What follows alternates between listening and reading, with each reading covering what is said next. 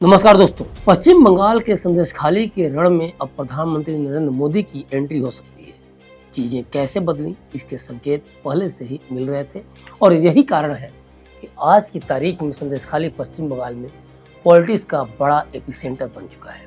यह महज संयोग नहीं कि पहले दिल्ली के भारत मंडपम में पीएम मोदी की मौजूदगी में रक्षा मंत्री राजनाथ सिंह संदेशखाली का मुद्दा उठाते हैं, फिर बीजेपी राष्ट्रीय परिषद की बैठक में राजनीतिक प्रस्ताव पेश कर संदेशखाली संकट को सभ्य समाज पर दाग कर देती है। इसके तुरंत बाद ये घोषणा होती है कि अमित शाह 29 फरवरी को पश्चिम बंगाल के दौरे पर जा सकते हैं। शाह के दौरे के महज 7वें दिन ही पीएम मोदी उत्तर 24 परगना जिले में बारासात का दौरा करेंगे। तो ये जो पूरे मामला को देखा जाए तो ये सब संदेशखाली को पॉलिटिक्स के बड़े एपिसेंटर के तौर पर एस्टैब्लिश कर रहे हैं, या कह सकते हैं कि कर चुके हैं। बारासात में मोदी मेगा रैली करेंगे जो संदेशखाली से केवल 75 किलोमीटर दूर है। रैली में 2 लाख से अधिक महिलाओं के शामिल होने की उम्मीद है। रैली में संदेशखाली की पीड़ित महिलाएं भी आ सकती हैं। अब चूंकि पीएम मोदी संदेशखाली जाएंगे तो यहाँ की महिलाओं के साथ हुए अत्याचार का मुद्दा तो उठेगा ही। तो इसे महज संजोग कहा जाए या राजनीति का तकाजा, ये तो समय ही बताएगा। बीजेपी तो पहले से ही कह रही है और संदेशखाली के लोगों के आरोपों का सुर भी बीजेपी से मिल रहा है कि मुख्य आरोपी शाहजहां शेख और उसके दोनों साथी शिबू हाजरा और उत्तम सरदार टीएमसी से जुड़े हैं, जिनके आतंक बहुत बड़े हैं। इन आरोपों के साथ ये तो तय है कि पश्चिम बंगाल के संदेशखाली में हुए महिलाओं के कथित उत्पीड़न का मामला लगातार तूल पकड़ रहा है। बीजेपी समेत राज्य के विपक्षी दल ममता सरकार पर हमला बोल रहे हैं और इन सबके बीच 6 मार्च को पीएम मोदी पश्चिम बंगाल के दौरे पर जा रहे हैं, जहां वे संदेशखाली की पीड़ित महिलाओं से मुलाकात कर सकते हैं।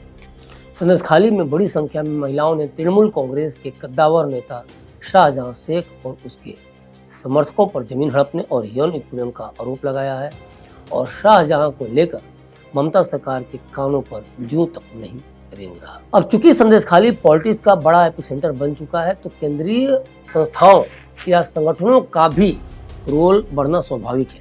राष्ट्रीय अनुसूचित जनजाति आयोग यानी एनसीएसटी भी एक्शन में है। 22 फरवरी 2024 की सुबह एनसीएसटी की टीम संदेशखाली पहुंच चुकी थी। जनजाति आयोग के समक्ष 23 महिलाओं ने शिकायत दर्ज कराई है। स्थानीय लोगों से बात करके आयोग को प्रताड़ना से लेकर जमीन कब्जाने तक की 23 शिकायतें मिली।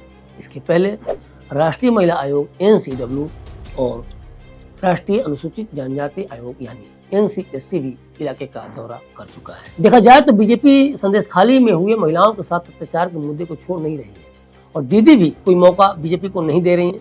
बीजेपी लगातार ममता पर दबाव बना रही है और बीजेपी ये सब यूं ही नहीं कर रही, बल्कि इसके पीछे बड़ी राजनीतिक वजह है।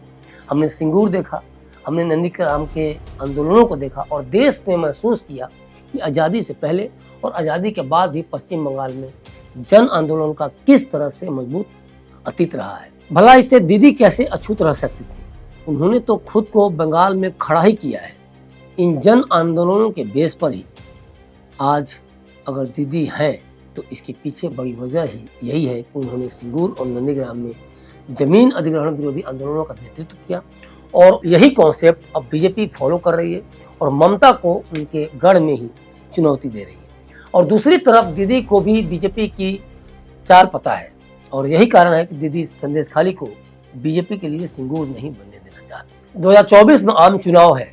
बंगाल में दीदी की लोकप्रियता कम होने का नाम नहीं ले रही, लेकिन लोकप्रियता दागदार जरूर हो रही है और संदेशखाली को उसमें मोहरा बनाया जा रहा है। बीजेपी संदेशखाली में एक इमोशनल गेम प्ले करना चाह रही है। राम मंदिर की प्राण प्रतिष्ठा में दीदी द्वारा निमंत्रण ठुकराने को बीजेपी ने जनता के बीच जिस तरह से भुनाया, उसने ममता को हाशिए पर लाकर छोड़ दिया है। ममता के विधायकों सांसदों पर ईडी सीबीआई का छापा पार्टी पर बड़े दाग की तरह है। इंडी गठबंधन का हाल जनता को पता ही है। क्या कांग्रेस क्या सपा, हर तरफ भगदड़ मची है और बड़े बूढ़े या चाहे किसी भी उम्र के नेता हो, चाहे किसी पार्टी के हों, सहारा मात्र उनके लिए बीजेपी का ही मिल रहा है। बीजेपी चाहती है कि ममता की लोकप्रियता बंगाल में कम हो, राजनीतिक दामन पर दाग लगे और खेल तमाम हो जाए।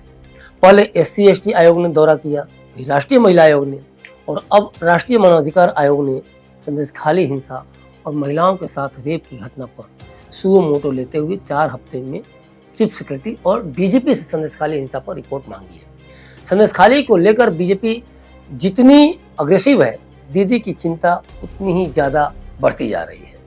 दूसरी तरफ देखा जाए तो संदेशखाली के बवाल ही नहीं बल्कि बीजेपी के स्ट्राइक रेट से भी ममता सरकार सत्ते में है।